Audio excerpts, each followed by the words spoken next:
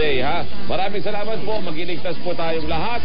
At dahil dyan, susunod na Ronda Pasada kasama si Darin Johnson Manabat. Bye! Weekend sa pamilya. Ingat po. Bye-bye. Steve Raz, Robert Manosa, Radyo Patrol Balita alas 4. Pasyada ng mga balita ang temanong ihahatid sa Radyo Patrol Balita.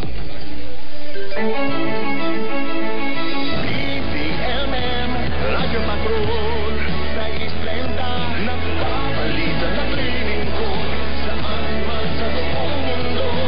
BPMM, Radyo Patrol, sa isplenda,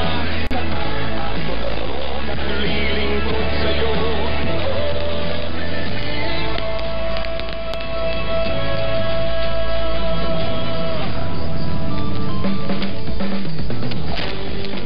Balita sa Metro o saan man sa mundo.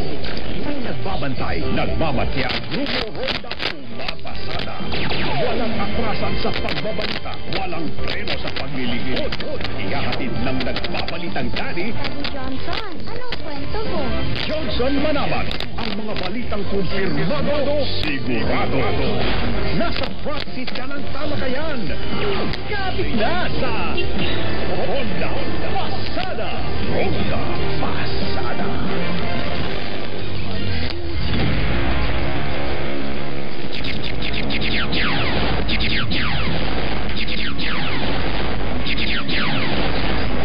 Magandang Biyernes po mga kapamilya. Bango na. Gising na ho kayo huling araw sa buwan ng October 31, 2025. Ito po ang Ronda Pasada.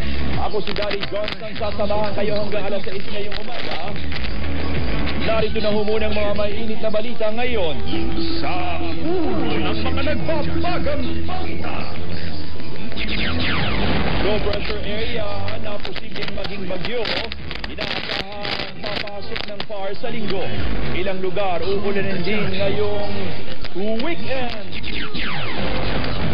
Manila North Cemetery, handa na sa buhos ng mga bisita simula ngayong araw. Publiko, pinayuhang iwasan ang pagtatapon ng basura sa mga sementeryo. Mga pasaherong pauwi ng probinsya, nagsana sa PITX. Bumibiyahe namang barko sa Batangas Port, nagkukulang na. Malaking pagtaas ng presyo ng mga produktong petrolyo, namumuro na naman sa susunod na linggo.